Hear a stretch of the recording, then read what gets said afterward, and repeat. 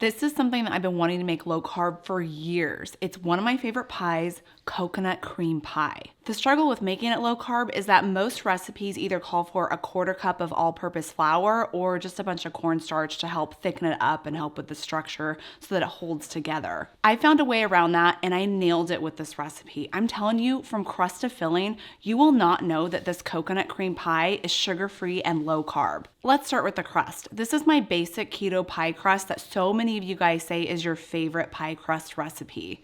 Start by adding 1 cup of almond flour to a food processor, then 3 tablespoons of coconut flour. And don't worry, this crust is not going to taste like coconut when we're done with it.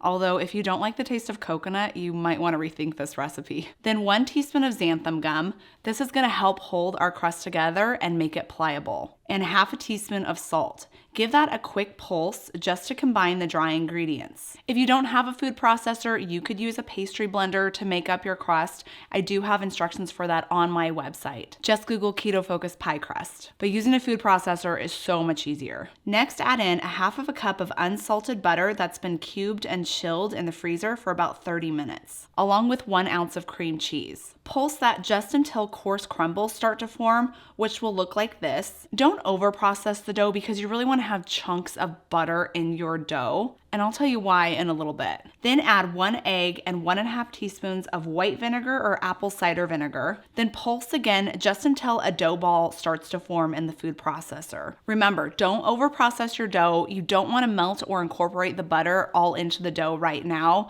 As the dough bakes, those chunks of butter are going to melt and create those flaky pockets in pie crust that we all love. Sandwich the dough in between 2 sheets of parchment paper and press it into a large disc.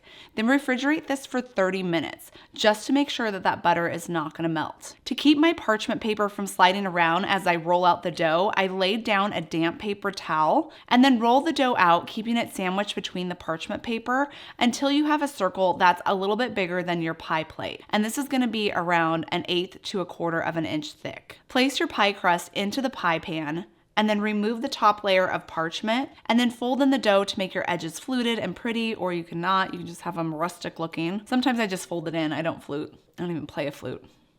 Since we're going to blind bake our crust, which is baking it without the filling inside, poke some holes into the bottom of the crust with a fork to allow for air to escape. Then place a sheet of parchment paper on top and add some pie weights. This is going to keep your dough from sliding down the sides as it bakes, and it keeps the bottom from getting too puffy. We'll bake this in a 350-degree oven for 10 to 15 minutes or until the edges turn slightly golden brown. You don't want to overbake this because we will be baking our pie again once the filling is inside. While the crust is baking, we'll move on to the coconut filling portion. Do you remember when coconut water was all the rage and people were drinking it for electrolytes and hydration? I'm not sure if that's even still a thing, and I don't really care for the flavor of coconut water, so instead I reach for a packet of Element electrolytes whenever I need my electrolyte fill. They come in fun flavors like citrus, watermelon, grapefruit, orange, raspberry, and chocolate. Plus, they give you a science-backed formula of 1,000 milligrams of sodium, 200 milligrams of potassium, and 60 milligrams of magnesium. When I looked up the nutrition facts of coconut water, it was really all over the place and had varying levels. It kind of depended on what brand you used or even just raw coconut water itself. It was really high in potassium, which I found impressive. But I'm going to continue to stick with Element because these packets are just so convenient to take on the go and mix up. Coconuts are heavy and kind of awkward just to carry around in my purse. Plus, I never really could figure out how to get into them. I mean, I need to take a hammer and a nail too. No, thank you. I'm going to stick with this. If you want to try Element electrolytes, right now Element's giving my viewers a free sample pack with any Element order. It's a great way to try some of their flavors before you decide which ones are your favorites. Just go to drinkelement.com/ketofocus to get yours. To a saucepan, pour in 1 cup of milk of choice. I like to use flax milk, but you could use nut milk or seed milk, even cow's milk if you're not really concerned about being low carb. Then 1 cup of heavy cream and ½ cup of granulated sugar-free sweetener.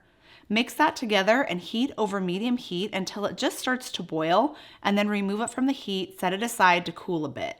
In a separate bowl, add in 6 egg yolks, and using an electric mixer, beat the yolks until they're thick, fluffy, and this beautiful pale yellow color. Then we'll add in 1.5 tablespoons of arrowroot powder and a tablespoon of softened unsalted butter. Arrowroot powder is going to be our replacement for the flour or the cornstarch. It has amazing thickening power, so we only have to use a little bit. That way we're not going to add too many carbs to our recipe. Once that's smooth, add in the flavor, which is 1/2 teaspoon of coconut extract and 1/4 teaspoon of vanilla extract. Mix that in, and then for more coconut flavor and texture, we're going to add in 3 tablespoons of coconut cream. Once that's mixed, set the mixer to low speed and slowly pour in the warm creamed mixture into the egg mixture. Once they're combined, pour that mixture back into the saucepan, and we're going to cook this over low heat for 10 to 12 minutes, stirring it constantly so that nothing starts to thicken down at the bottom.